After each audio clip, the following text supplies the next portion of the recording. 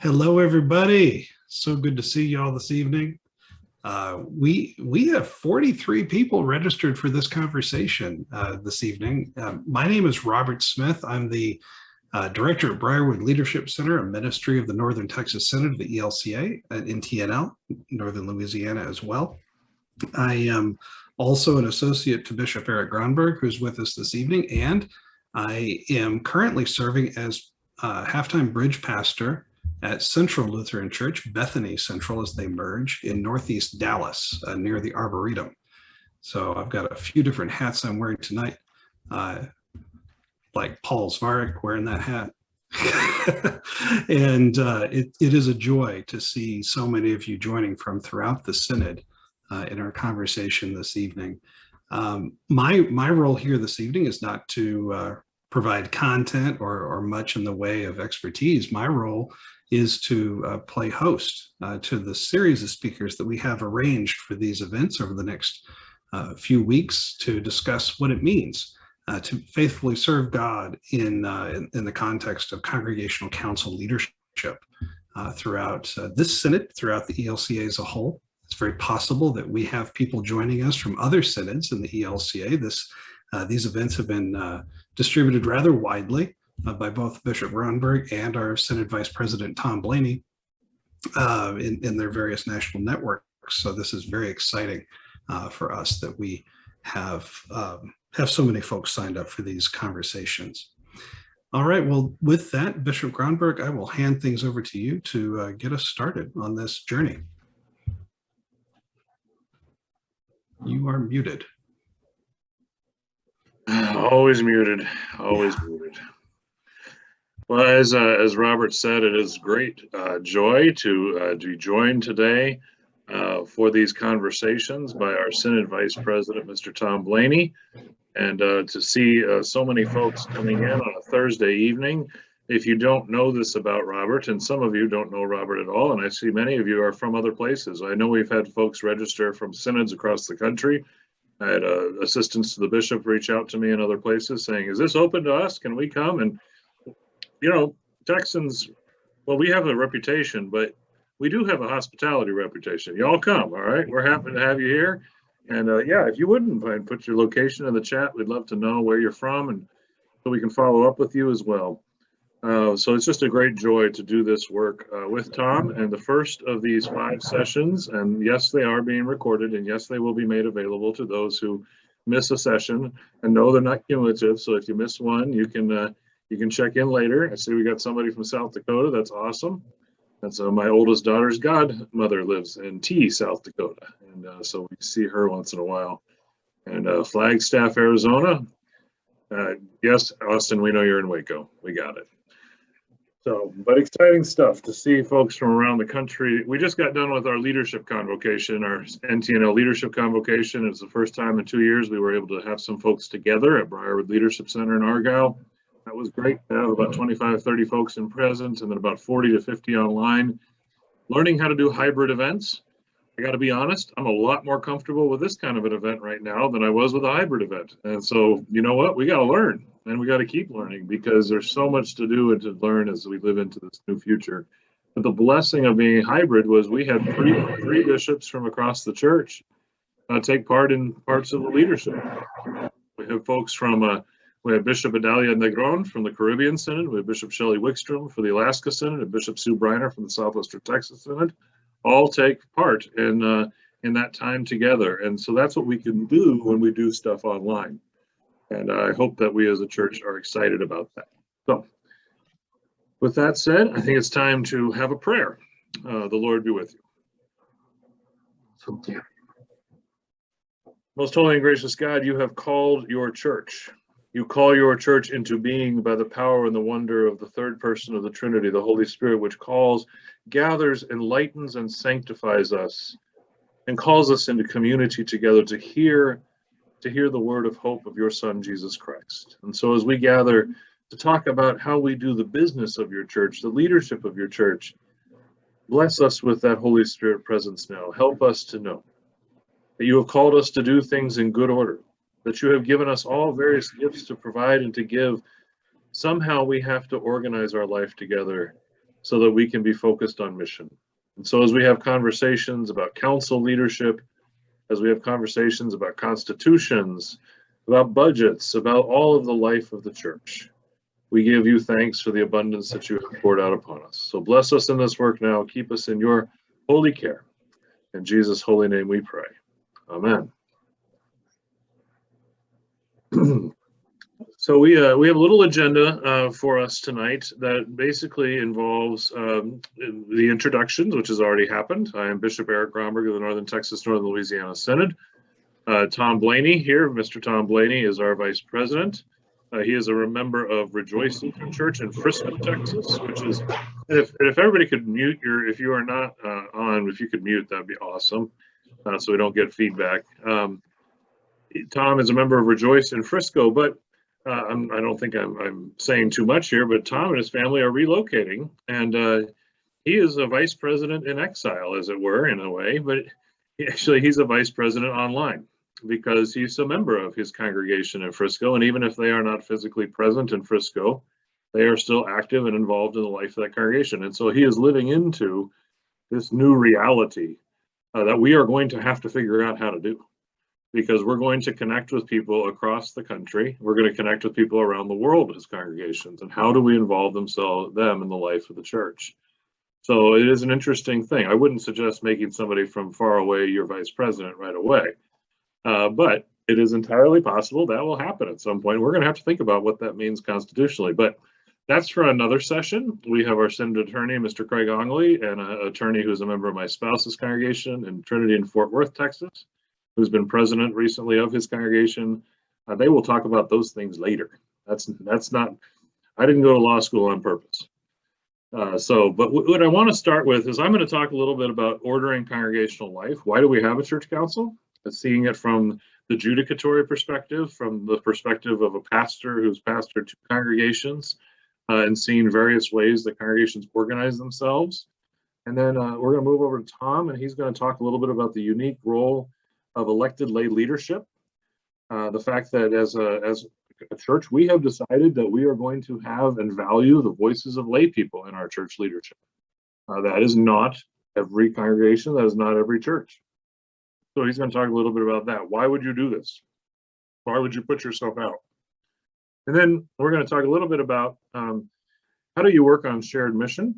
But we're going to wrap up our kind of prepared remarks rather quickly, well, within about a half hour, so that we have time for conversation, because we want to hear questions that you might have, and the chat is available for you to put questions, things that you might ask. We can flag those if it's a topic that's beyond our expertise, beyond our pay grade. We'll pass those along to the other sessions that will address that, because I think all of our sessions will address pieces of this. And so we're really curious to learn, frankly, what you want to know. So do that, ordering our congregational life. Why do we have a church council? Well, I have on my desk here, I was just recording a video for a synodical women's organization. They're meeting on Saturday via Zoom and technology, and I'm going to be at karate class with my kids in the morning, so I can't join them. So I'm sending them a video, but I pulled out my bobbleheads here. I've got my bobblehead of Martin, and then of course you can't have Martin without Katie. And really, if you think about it from the standpoint of the church, you think about it from the standpoint of our Lutheran expression of the church, when Martin decided that he was going to break with Rome, well, or Rome decided they were going to break with Martin, depends on how you want to look at it. How do we do leadership now? What do we do? Who's in charge? If we don't have a pope, if we don't have the bishops telling us what to do, says the bishop, then who's going to lead? How are we going to organize ourselves? And even in that time, 500 years ago, they had local community councils. They had figured out they had to do things together. They had to manage the poor box. They had to deal with the realities of their city governance, and the church was heavily involved in that. But then an even more amazing thing happened, is that the church, including the Lutheran Protestant church, left Europe behind. And they came to America. And many of us come from the tradition of those communities that left Europe and came to America, and they showed up in America, and how do we organize our life together? How do we do things now that we don't have princes? We don't have kings. We don't have feudal lords. We're here in America, and they do this thing called voting. How are we going to organize church life in a democratic society where there's no state church to tell you what to do? And so came the rise of denominations, came the rise of organizations, came the rise of all of those civic organizations that people would join to and be a part of. And they'd say, I'm a Lutheran of this tradition, right? I'm a Lutheran of the AELC or the ALC or the old LCA, or I'm a Lutheran of the Haugian Synod, or I'm a Lutheran of the whatever. I've come from Augustana Lutheran, Swedish Lutherans. I had to figure out how to organize yourself in a democratic society. And so the church decided to look around and adopt many of the facets of civic life that were around them.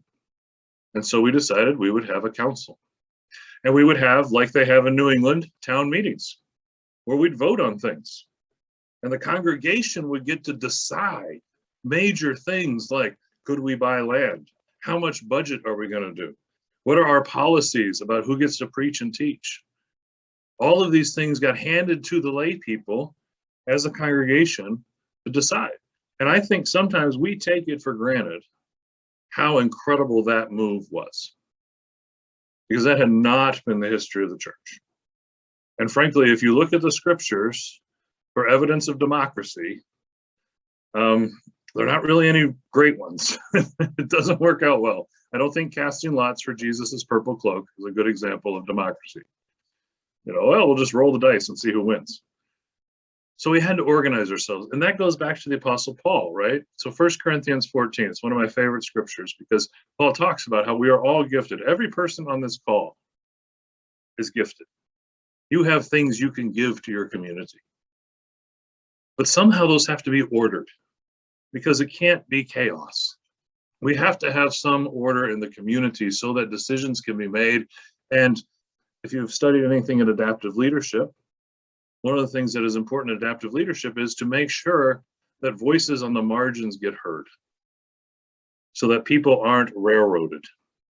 That's a role of the church council. That's the role of leadership in the church. Oftentimes in conversations with church council leaders, I have to remind them that the executive team or the president of a church council is not more important than any other member of the team. They simply have a role to facilitate the meetings and the agenda and to make sure things happen in good order. But I think that's something that can happen where we begin to forget that that's not a position of privilege, because boy, do we like privilege, don't we? We like power, we like privilege, and I'm here sitting in a purple shirt talking about it. So I got the irony. But the thing is our privilege, if you have a leadership position, it is given to you by the people. One of the things that I think is most important about our Lutheran tradition is we elect our bishops to a set term. I am on a term call. And next year, actually, in 2022, the NTNL Synod will gather and the Synod Assembly will deliberate as to whether or not they would desire to extend me another 6-year term call. That's accountability. It's accountability that means that I cannot just simply do whatever I want to do. I have to be in communication with our people. I think the other place that folks get confused is maybe they serve on a local hospital board or on a school board or on a board of a corporation, maybe even, or on some. The church council is not a board in the same way that those boards function. We can look to that for some guidance, but there's not the same sort of organization. So the church council, I believe, is a really unique entity, in that it is an organization of the people whose sole purpose is the mission, or should be, the mission of the congregation in proclaiming the gospel of Jesus Christ. Now, of course, we get wrapped up in issues of what's color the carpet of the fellowship hall is going to be. We get wrapped up in issues of food, right? We remember in Acts, one of the first arguments in the church was over food distribution. Which widows were getting what? Right, so we get caught up in those things because they're important. I'm not saying they aren't important. But the council needs to be focused on the mission of the congregation to proclaim the gospel of Jesus Christ and to be leaders of the entire congregation. And one of the problems with our partisan society right now is that people see themselves as leaders of their particular group of people. And that's not what you are called as a council leader to be. You are not to be the leaders of a particular group of people. You're not to bring your agenda to the table. You're coming to do the mission of the entire congregation. And so it's important that you listen to your entire congregation. So that's why we have a church council and where it came from. And I think it's unique and special. And I try to, whenever I go to a congregational meeting, they're going to vote to call a pastor. I remind them, and I hope you will too, remind each other, this is a privilege that we get to have a role. And let's not take that for granted. So I'm going to pass it off now to Tom, who has done this. And he is a lay person who has agreed not only to serve his congregation, but has also chosen to serve the synod as a vice president, which I think is crazy, but good for Tom. Thank you for doing it. And Tom, I'd like you, if you would, talk as you're prepared about this role and how you see it. Thank you, Bishop. Just to give everybody a little bit of a background, and it kind of came to light as Bishop was, talking about the council and the role of lay people. I first served on council in a church in Indiana, the church that my family grew up in. My mom was baptized in, my grandmother was baptized in, and my great-grandfather, helped build the church. It wasn't the original building or anything like that, but, I had a sense of history there.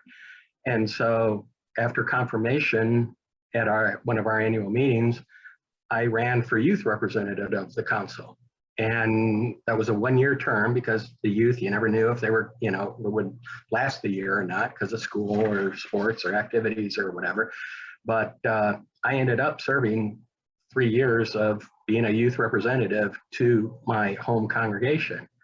Go off to college, get a job, end up back in my community again that I grew up in, and ran for council and served on the council again as a regular leader. Or I guess as a at-large person. Now that particular congregation, the council elected the officers, elected the president and the vice president. And one of those terms, I got picked for president. So, doing that, then moved down to Texas and joined Rejoice and, kind of told them of my experience. And they're like, oh, okay, well then you can run for our council. And so then I was vice president and then eventually president at the church at Rejoice in Frisco. And I happened to later get chosen as a representative from the congregation to go to a Synod Assembly. And Synod Assembly seemed good. And the next year, our conference happened to need new representatives. And so threw my name in the hat and got on Synod Council. And then next thing I know, Stephanie Varnum, who had been our vice president for a number of years, decided that she had served her term and asked me if I'd be interested in vice president. And so I ran and got that, and that's how I got here. And then one thing that I think, coming back to this whole event, is that, we're fortunate in the NTNL that we have the Briarwood Leadership Center and that we have these capabilities to put on these types of discussions. And like Bishop was saying, the leadership convocations where we can do it both in person or online. And, hearing some of those at council meetings that were coming up and things like that, I happened to ask Robert, I said, well, do we ever do anything for the lay people? It seemed like a lot of it was more geared towards clergy. And he said, well, that sounds like a good idea, Tom. When do you want to do it?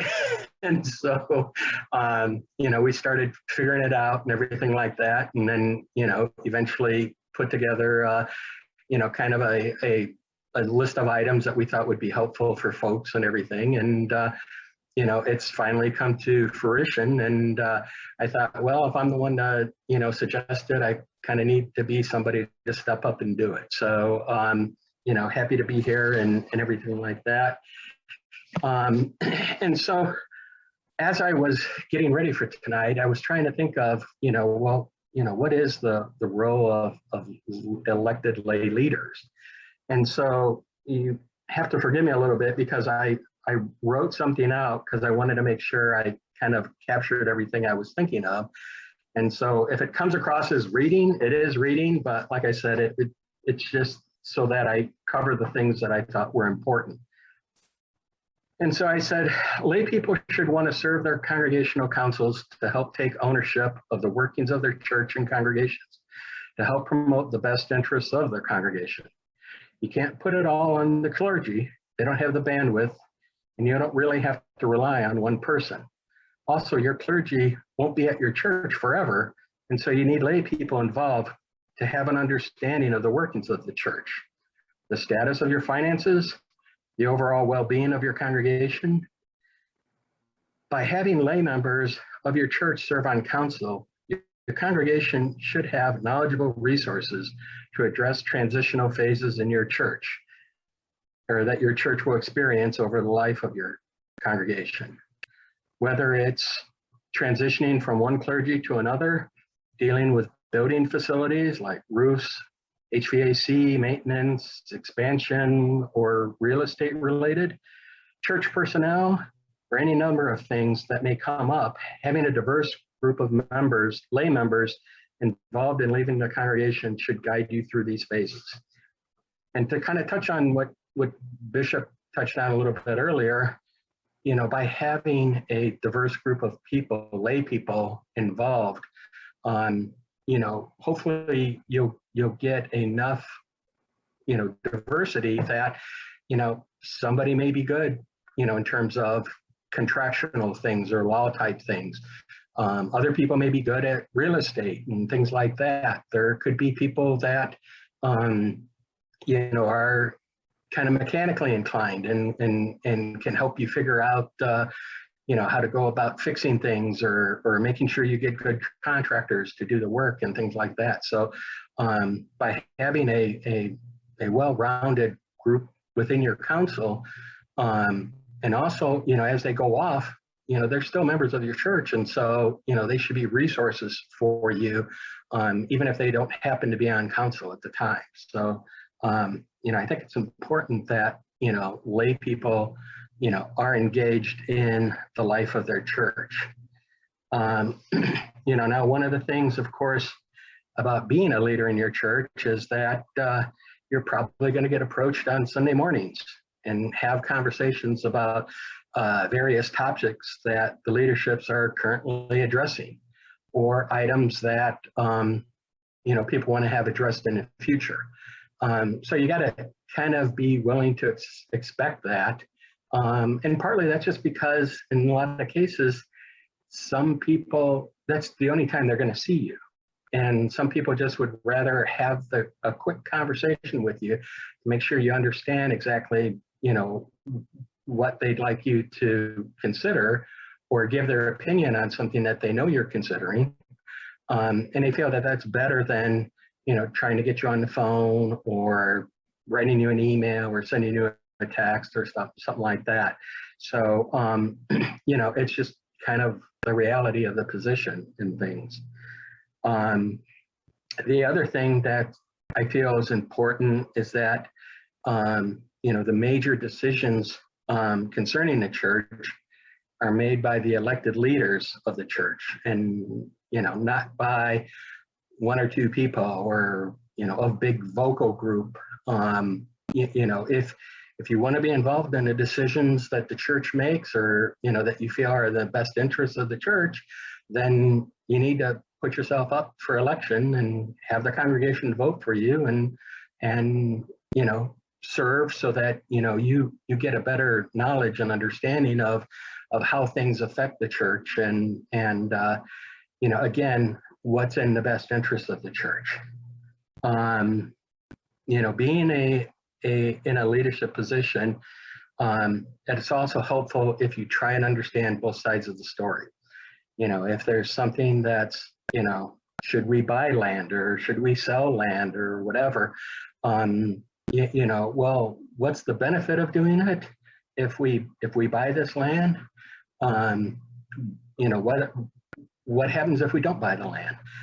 Or if you're buying a building or something like that, you know, do we just really want to get in a building bad? Well, maybe not this building, make sure you kind of hear where people are and hear what people are willing to support and hear, what your congregation's saying, and just be objective and try and be level-headed about it. And, if the topic's kind of hot, just let people, try and stay level-headed and do the best you can, and, you'll get through it.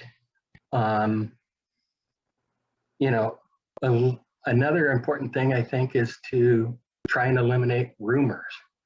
So many times, people come up and they'll say, oh, well, I heard this, or I was told this, and they're telling you things that are secondhand to you.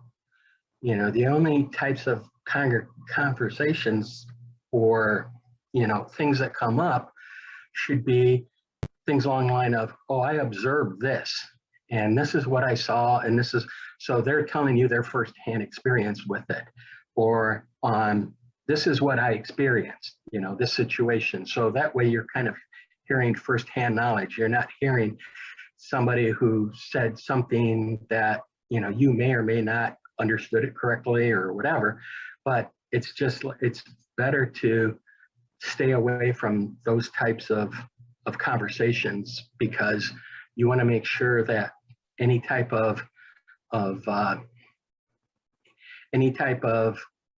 things that are brought forward to you are based on firsthand knowledge or whatever. You're going to have to be willing to address difficult situations and difficult topics when they arise.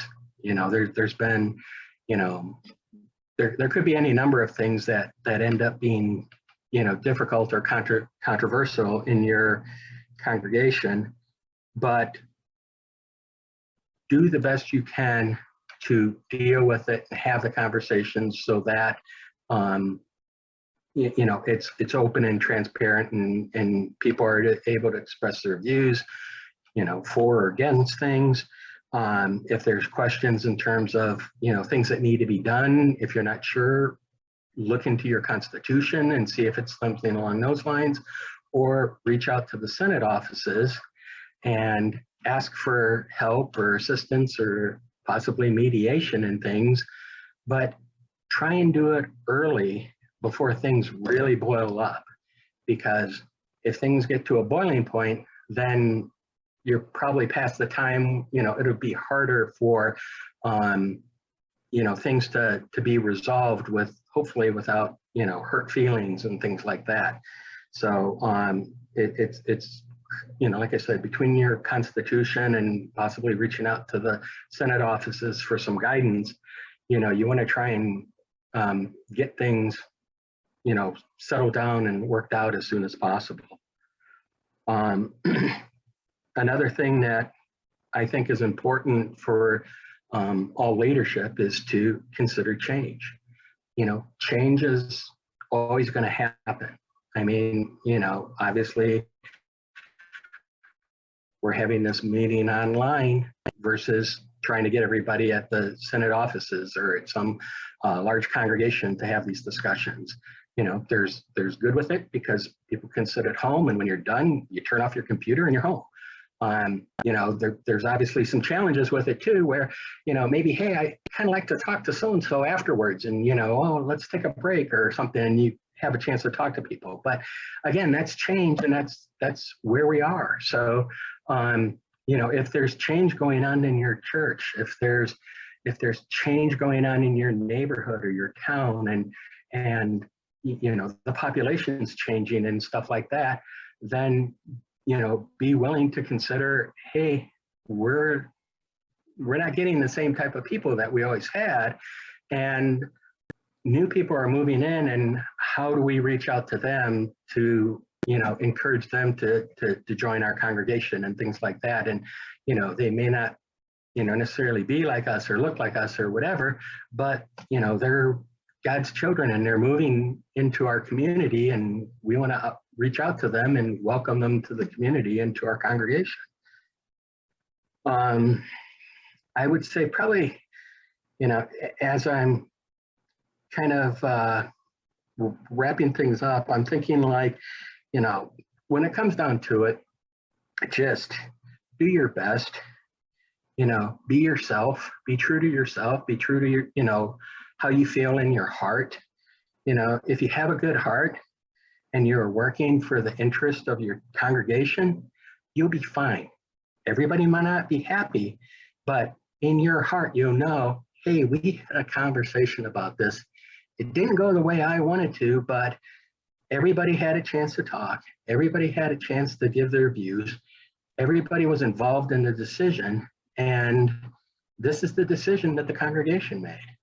And it's not, if it went in your favor, well, you're to blame. Well, okay, but everybody had a chance, and if it didn't go in your favor, oh, well, that stinks, but again, it's what the congregation decided, and you and as a leader were able to facilitate that, hopefully in a transparent, orderly way, and the congregation made their decision going forward.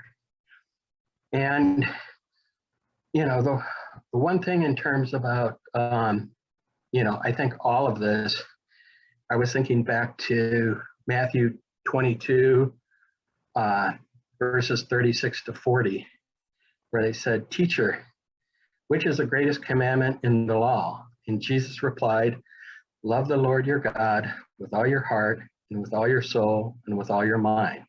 This is the first and greatest commandment. And the second is like it. Love your neighbor as yourself. All the law and the prophets hang on to these two commandments." So again, that's kind of just, what I'm thinking of in terms of, when I try my leadership role is, are we doing it for the right reason? Is this good in our hearts? And, am I treating people the way that I would like to be treated, with respect and, just compassion too, and that you want to, have, even though things everybody may not agree on things, everybody feels that, you've been heard and a decision's been made, and, it kind of went through and we're moving forward. So that's kind of the things that have either come up in my different roles that I've had, and have worked for me. And, hopefully, it's something that is going on in your churches and congregations as well. And, be happy to answer any questions, when we get to the Q&A point. But I think at this point, Bishop and I are going to talk about, working together. And, while I say, hey, don't put it all on the clergy, you got to work with the clergy too. And you may not always agree with everything, but again, you have conversations. You talk about the good and the bad about things, or the positive and potential negatives, and you work together as a unit on behalf of your congregation. And so, Bishop, I'll turn it back over to you now. Thanks, Tom. And I hope, thank you. And I hope you all were inspired to hear a lay leader of our church talk about how he has found meaning and purpose in serving in the church. And that is a gift. And it's unfortunately not always the case. And I think we have to be honest about that, leadership in the church can be draining, and it can be problematic, and people can come to it with their own agendas. And I think that's overriding that, what Tom said. If you are going to lead, you have to be willing to listen and to be open to the community. And I think that's a real challenge for us, because I think, unfortunately, sometimes the council sees themselves as a gotcha squad for the pastor.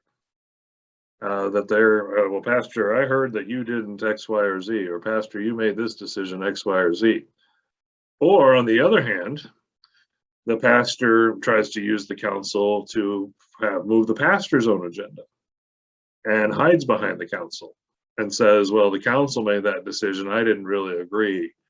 And that leads to problems. Now, the interesting thing, when we go to the Constitution, we can talk about that. when I came to my second call, I was asked if it was a problem that the pastor did not have a vote on church council because the constitution that congregation had was not updated to the current ELCA congregational constitution in that area, where the pastor had voice in the meetings, did not have vote. And that may be the case in some of y'all's congregations or your communities, depending on their history. And I was asked that, and I thought about it, and my response to the current council president at the time was, well, the challenge is if I don't vote, then I can't say we, because I didn't have a vote in the thing. So I'm not part of it, really. I'm an outsider. I'm not part of it. But one of the things that I think is really important for congregational councils is that you have to think of it as we. And so if a vote, and boy, it's tough when you have a 6-5 or a 4-3 vote on church council. And when it comes to that, you start to wonder, well, maybe we didn't talk about this situation long enough. And maybe we haven't. It's same thing if a congregational meeting comes down to, a 55-45 vote, something like that. Maybe we need to think about that. That doesn't mean you don't honor that vote because you took it legally and you did it, but there's something there. But you need to be able to say we. And that's one of the challenges we face in our current cultural context, which is if things don't go the way I want them, then A, I demonize the other people, and B, I think about leaving. Because if you're not going to do it my way, then I know where the highway is. And so I think, Tom, you've had experience with we haven't had, in your time as Synod Council, we haven't done anything too crazy, but how have you been able to stomach it when a congregational decision goes down, or a synodical decision? You don't have to name anything that we've done in the last 5 years that you really, really didn't like. Let's not record that for posterity. But as a lay leader, how did you do that and say, you know what, I don't agree with this, but we made that decision. I'm going to go forward. Yeah, I mean, it's one of those things where, again, it's a combination of doing what's best for the congregation, and then also what you feel comfortable with in your heart, or is being yourself. So if there's a decision to come up, there in one of the congregations I was in, there's a debate about selling some property that we had. Should we sell it or should we keep it, and maybe be able to use it for something in the future. And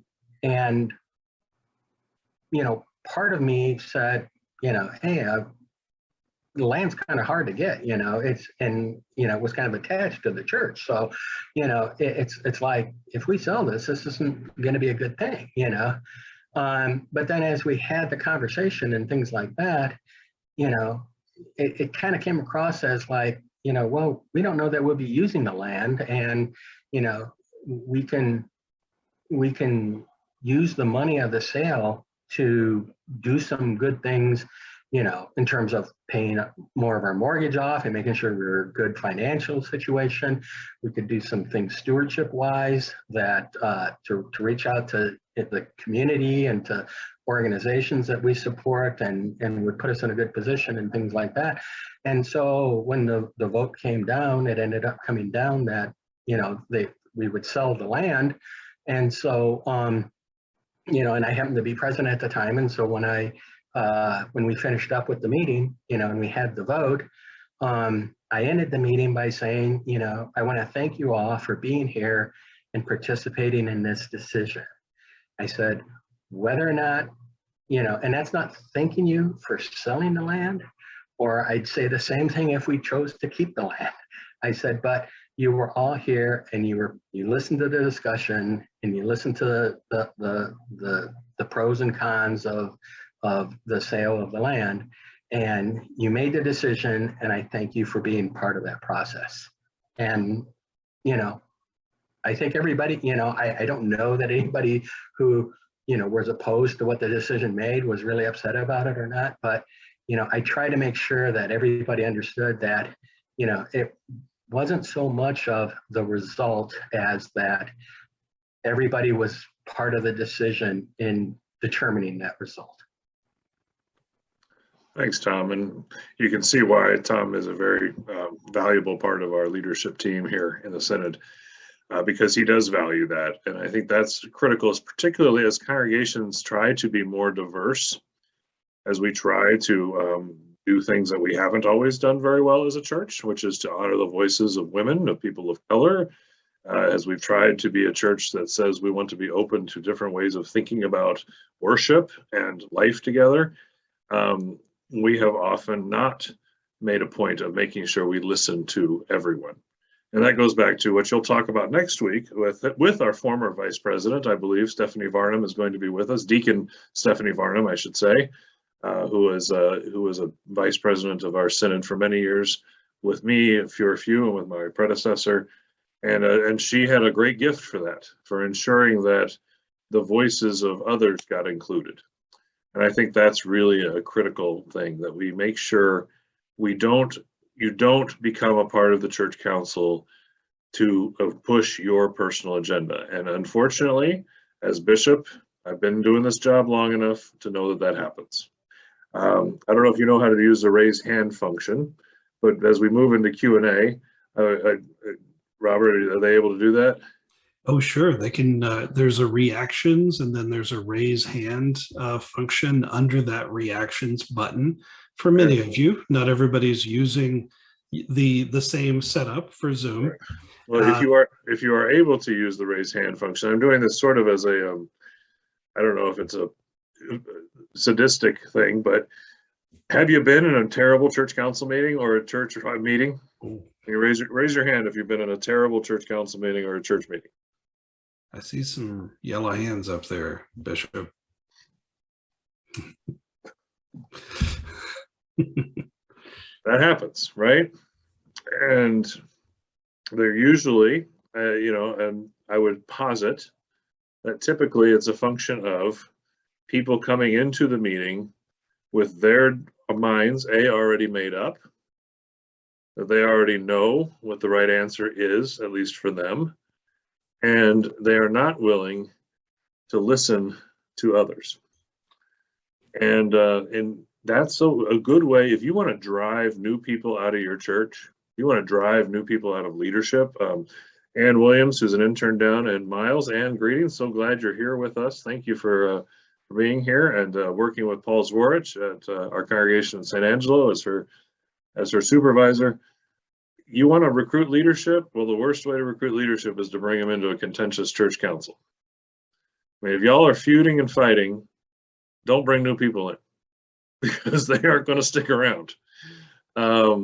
You got to do some work on yourselves before you can bring them in and get to the root causes. Tom also brought up bringing in the synod leadership and the synod staff. Absolutely. Use your synodical resources before it is too late. By the time you're calling the bishop in to mediate a conflict, it's probably gone so far that something bad is going to happen. And that is unfortunate. When I was elected 5 years ago, I was convinced that I was such a good leader. I was such a good mediator. I was such a good guy that I could just go down and I could talk these people into figuring it all out together. And what I found out is by the time they were calling me, things were so entrenched, people were so dug in, there was so much pride, history on the line, that something was going to have to give. And that's just a reality. And so please use resources before you get to that point. So I think we're going to move to those questions, and we've got a couple in the chat. Is that all right, Robert? Should we move to the questions at this point? Yeah, I was seeing that J.J. Dellerhigh Godwin has asked a pretty detailed question, which is about, I think, the directionality of how leadership and skills are either developed or utilized in leader. So first of all, what are the attributes, interests, or skills that the worshiping community and church leaders can encourage, discuss, develop, and cultivate for elected lay leaders? And then how do we teach those skills to people instead of, some people may not have them yet, but how do we take the time to teach them? And have you had experience with that, Bishop or Tom? Well, one of the ways we do an NTNL to develop lay leaders is through our Parishline Ministry Academy and through programs like this through Broward Leadership Center. Parishline Ministry Academy is a 3-year program that focuses on leadership, on worship education, preaching. It's intended to help develop folks who don't necessarily want to become pastors. They aren't called to that, but they want to be leaders in their congregations, and oftentimes in our smaller to mid-sized parishes, to be sort of a second level of staffing. And so your synod, if you're not part of our synod, it may have a program like that, a lay leadership initiative. Because of COVID, our Parishline Ministry Academy is online, and we've been doing things online and in person. We've been fully online the last 2 years, and if it sounds like an advertisement, it probably is. You are welcome to join us, and we can put that website. It's just if you Google NTNL PLMA, but we can get that website in the chat. You know, that's a way that we try to develop leaders and cultivate those. I think intentionality and taking time in what you do in your leadership, and Stephanie's going to talk more about different council positions next time, and I think she'll bring some good insights to that. But certainly don't ask people to do things that they don't feel equipped for. Also, you know, just because a person's an accountant doesn't mean they want to be the church treasurer, right? They may not want to be an accountant at church. They may want to be the chair of the worship team. You know, they may want to do something completely different because this is a way for them to serve God in a different way than in their vocation. So I think sometimes we pigeonhole people. Oh, you know, you're a teacher, so you can be the Christian education person, or well, you're a bank leader, so you should be the church president. Well, maybe not. And be okay with being surprised by someone's leadership. I think it would be amazing if our congregations would be more intentional about lifting up people non-traditional for positions on the executive team. And what a great way to teach young people how to lead is to allow them to be, now assuming again that this is not a conflicted situation where people are tearing at each other's throats at every meeting, because you want to run off your young people, do that too. Tom, do you have thoughts? What you do as a council president to integrate your council leaders? Well, a lot of times what we would do is, you know, kind of have a discussion or possibly have a retreat for the council members and just say, hey, this is kind of how historically the meeting has gone. You know, we come in, we get, you know, we have a certain set of agenda items that we cover. You know, usually, you know, part of it is, you know, there's someone who takes minutes. So you go over the minutes of the last meeting and, you know, so everything seemed to be in order. Yeah. Okay. Well, then you move to the financial stuff, and then you move to the pastor's report. And then there's, you know, was there old business that didn't get resolved or that, you know, needed to be followed up on? And then is there new business? You know, what kind of new business is out there that you want to do? And, you know, so that's, you know, you kind of, you know, and when I say you have a retreat, it doesn't necessarily mean that you have to go off somewhere or, you know, go to Briarwood. You know, hopefully at, you know, sometime in the near future, we'll have our cabins available at Quail Run again. But it doesn't mean that you have to do that. You can just, you know, set up a time on a, you know, on a Saturday afternoon or Saturday morning or Sunday after church or something like that, where you kind of get together and you have an informal discussion and you let people, you know, hear about, you know, what you're doing. And, you know, in terms of new people and trying to get new people in, you know, council meetings aren't closed to the congregation. So if there's somebody that you think might be good or, you know, might be a good fit, or, you know, shows some of the characteristics or tendencies that I mentioned in terms about being level-headed and being open-minded and being, you know, fair and just and things like that, then encourage them to come to a meeting and see what a meeting is like and what's discussed and things like that. You know, Bishop was mentioning about, you know, a treasurer or financial secretary. You know, when I was a youth representative, they asked me what committee I wanted to be on, and I said finance. And so I was on the finance committee because I kind of wanted to hear about how the financial of the church worked, you know. And to me, and I know finances can be, kind of a scary thing for people or whatever, but to me, it's just a larger home budget. I mean, everybody has a salary that comes in, and you have bills to pay, and maybe you have extra money to do something, special or a one-time thing, or you're planning a vacation, or you have to do a major purchase or something like that. You plan for those things. And, with COVID and things like that, unfortunately, somebody lost their job, people lost their jobs. And so they had to adjust and things like that. And so that's situations, that happened to a number of congregations because members lost their job. And so they're offering, they weren't able to give, or they weren't, either give at the level they had committed to, or give it all. So you figure out how to make those types of adjustments and things like that. And again, you bring those things to the whole council. So it's not just one person making decisions or things like that. If there's things you have to cut back, you're making recommendations, or other folks are making recommendations in terms of what needs to be cut back.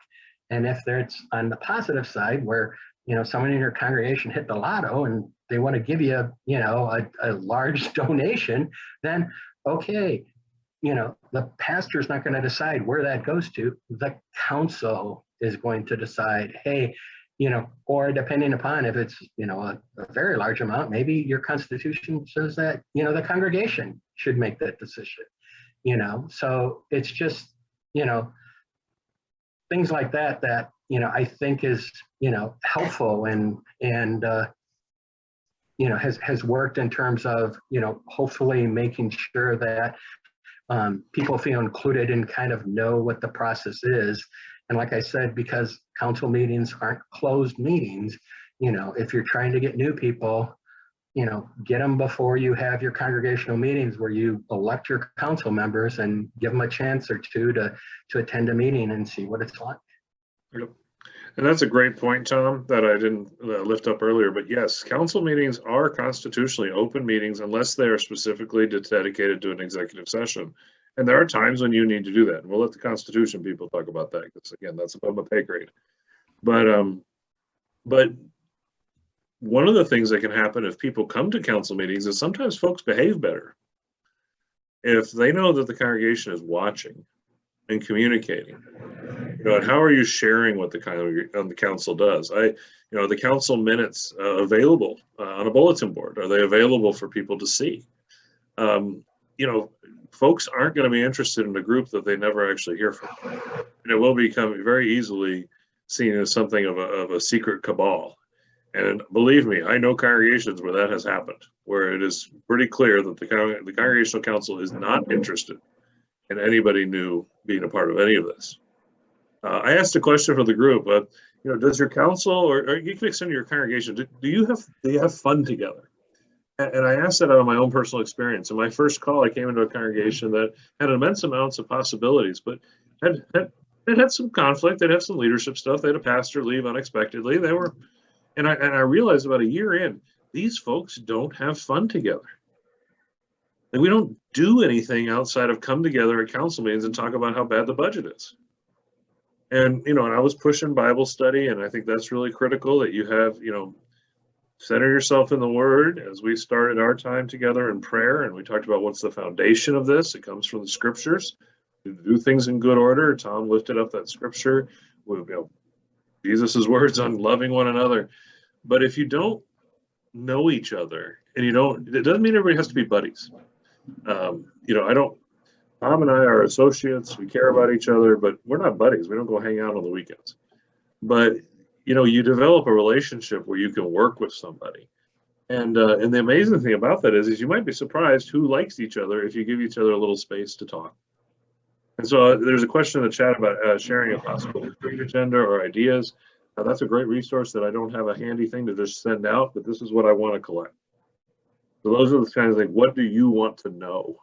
And that'll help us to provide resources for our synod and beyond that aren't just me thinking it up. I can think of things that I think you need, but I think it's better if you can help me. Well, I would say in terms of like retreat agendas, I would say that some of the items that you'd want to talk about is, first off, how financially stable are you? Second off, maybe, what's the status of your facility? Are there major things that need to be done? Are there any capital campaigns that need to be done because your furnace is, 25 years old, and, Joe, who works for an HVAC guy, has to come every week to keep the thing running. But other things too, like, where are we as a congregation? What's happening in our community, and what are we doing to help meet the needs of the community? And how are we, what type of things do we want to do as a congregation to support our community? And if we're trying to support ourselves because, we're struggling financially or starting, what kind of welcome are we doing to new members? Or, how are we going out to try and, reach new members? One of the, I guess I'm trying to think of the correct word to use, but one of the things that churchwide has kind of as a goal is to go out and reach 1 million people. How is your congregation going to contribute to that goal? Because it's not how's churchwide going to reach, 1 million people. It's not how NTNL is going to reach 1 million people. How is Rejoice in Frisco going to work to contribute to meet that 100 million goal? And I don't think it was, we want 100 million members. It's just, how are we going out and reaching 100 million people? And I don't know, Bishop, I don't know if you want to clarify if I remember that correctly or not, but. Well, the pieces of million, I think you said 100 million at one point, which would be awesome. Oh yeah, Yeah, 1 million. And I know that goal of reaching new, young, and diverse people has gotten a little beat up here and there. But the point is, friends, it's simply to encourage us to say, stop just looking at the same people over and over again. And I think going back to Ann's question about finding new people, we have a tendency to go back to the well because it's hard. My wife is a parish pastor. I was a parish pastor before serving this role. It's tough to recruit. Nominating committee is not something people like to stand up and jump on, even at the Synod Council level. It's just not. But if you build relationships within the community, if you say, you know what, I don't know that person, I don't know anything about them, I see them at church, but I don't know, they've never been in leadership. Invite them to a meeting, like Tom is saying, but get to know them. And this was what we just got done with our leadership convo, and the one of our presenters said to us, she challenged us, she said, go out in the next 2 weeks and have 5 conversations with people, like actual conversations where you're listening, not just talking. Have 5 conversations with people who aren't in your church circle, your judicatory circle, your immediate family. Step out of your comfort zone and learn something about these folks. And that's I think a really great example for us as when we think about what being a leadership in the church is who is here but we've never heard from. Who is here, and when you look in the room, if you look in a room of leaders and everybody is of a similar age, a similar demographic, a similar income level, then probably we're missing some folks. And that's a reality that we need to address. The other thing I would say is finding ways to engage people, bring them in. We are blessed in the Synod to have a mission endowment fund that was started many years ago. And it's grown to the point where we can give away $80,000 to $90,000 a year for missional projects in our Synod. And that mission endowment fund has a board. And a couple of years ago, the director of that board was retiring, and we discussed, well, maybe we just bring the mission endowment fund underneath the Synod Council as another committee of the Synod Council. And our treasurer, Mr. Mark Bradley, who I think we're going to hear from at some point on this maybe, but if not, Mark is a very wise person. He said to me, Bishop, the Mission Endowment Fund Board is a great place to introduce people to the work of the Synod as a wider church. You're not asking them to step up to Synod Council leadership. You're saying, here is this limited role. It meets a couple times a year. you can be a part of that and learn and grow. And he's exactly right. So what are low, ways to bring people into something and to bring them along and to help them see the value? I think that's really a critical way to help people see that they may have gifts that they don't even think about. Folks aren't necessarily going to put themselves forward. You're going to have to go look for them. And in the age that we live in, folks want to know that they're valued, that their input is valued. And so if you bring someone on council and you don't include them, they won't stay very long, especially if they're under the age of 40. They're not going to stick around if they don't feel like what they're doing is valued. To touch on a couple of things else I was thinking of in terms of meeting people, I touched early on about how if you're in a leadership position, you probably are going to have conversations about things that are going on in the church on your Sunday morning or whatever. But that kind of goes two ways too.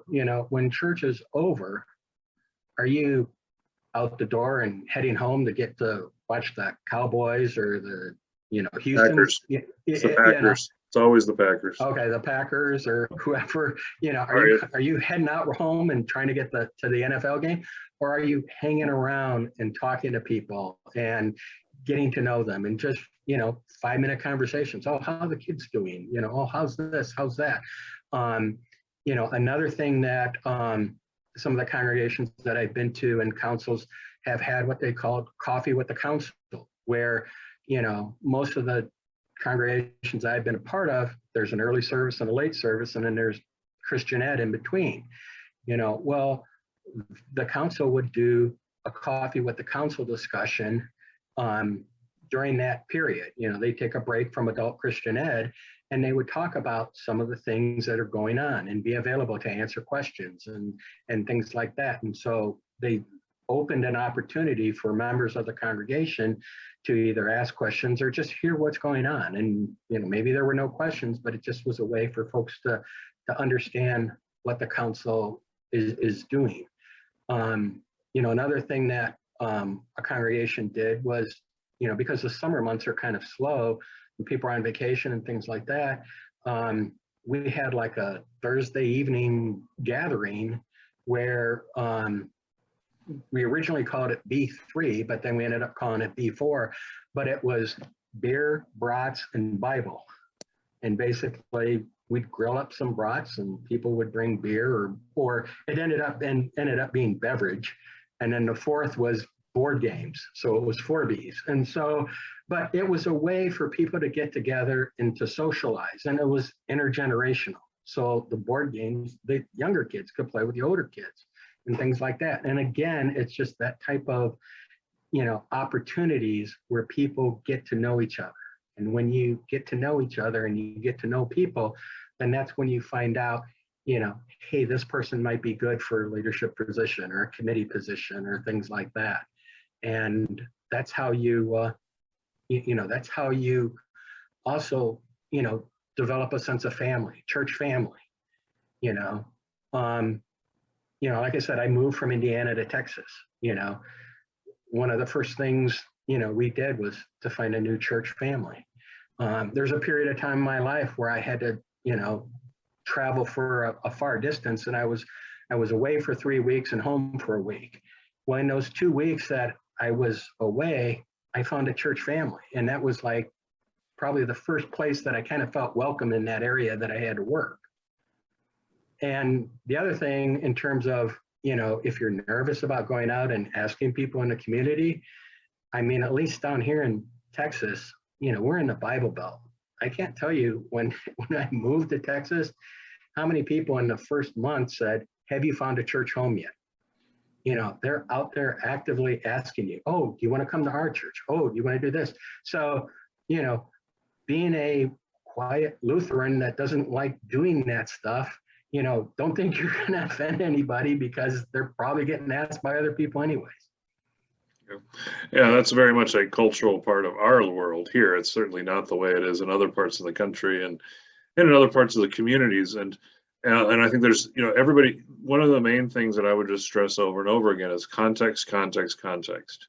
What works in your context? Perhaps when I served my first call in the Greater Milwaukee Synod, which is why I have the PTSD about the Packers, okay? Because I knew that I could not preach too long, or they would just leave because noon kickoff and they're out the door. I learned. I understand when my wife and I were in Oconomowoc, Wisconsin. She was in Wauwatosa. And our first weekend there, we turned the TV on and they were painting the G on Lambeau Field, and this was a thing on the news.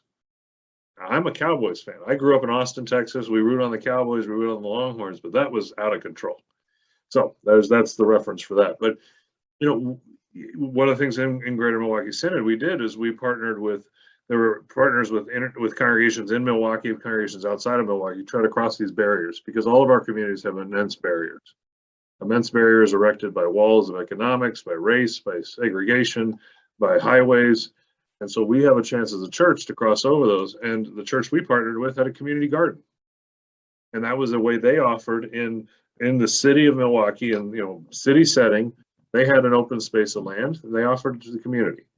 And that's not going to happen without leaders in the Congregational Council who say, our goal isn't to just keep our little thing going. Our goal is to talk to people about Jesus Christ.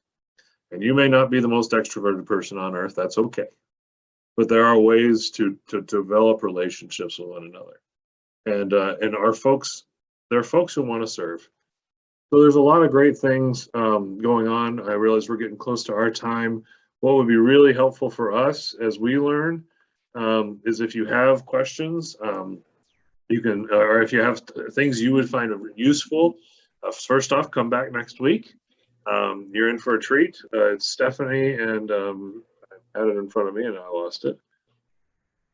You've got, so we have some leaders in the church council, Stephanie, and maybe Jackie Leach, who's a leader in one of our congregations in downtown Dallas and Fair Park in South Dallas. And hopefully Jackie will be able to join us. She has a very busy schedule, but send questions or comments to Robert at briarwood@bwtx.org.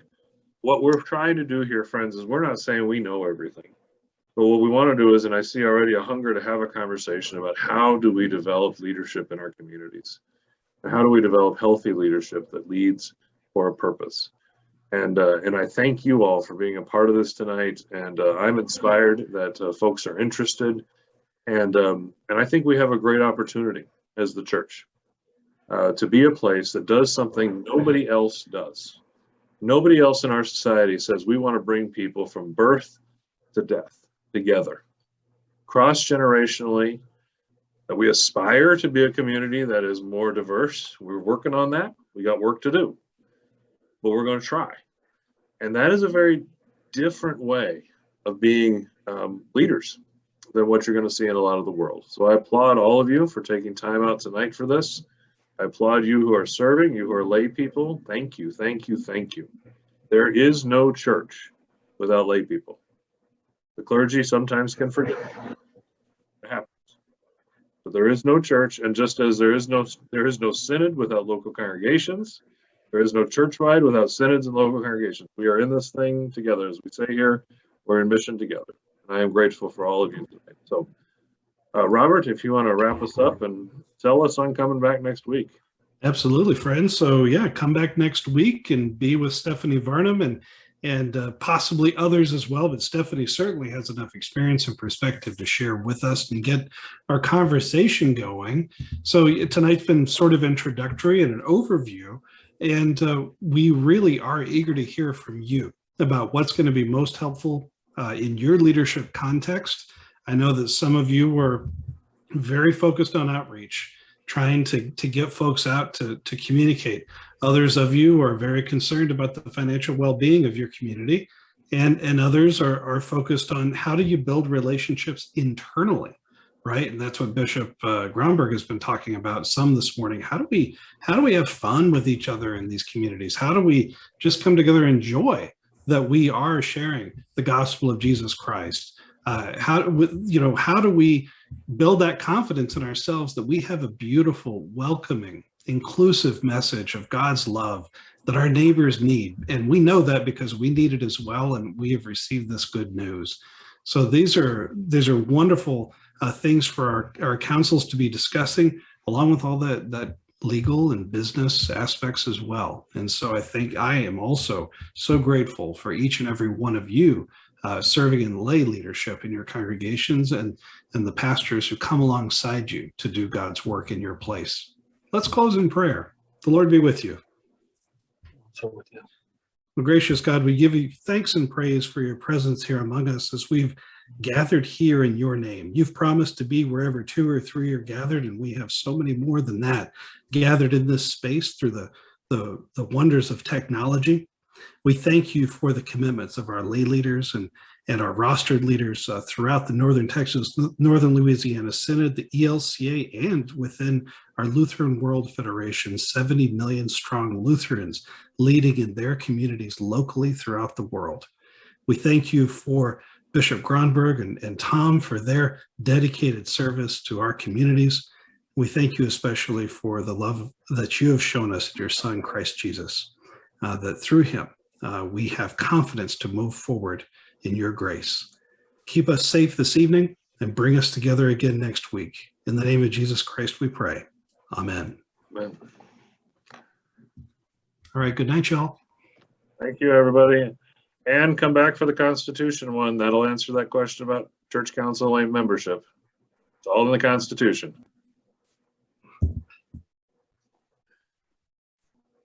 Thanks all.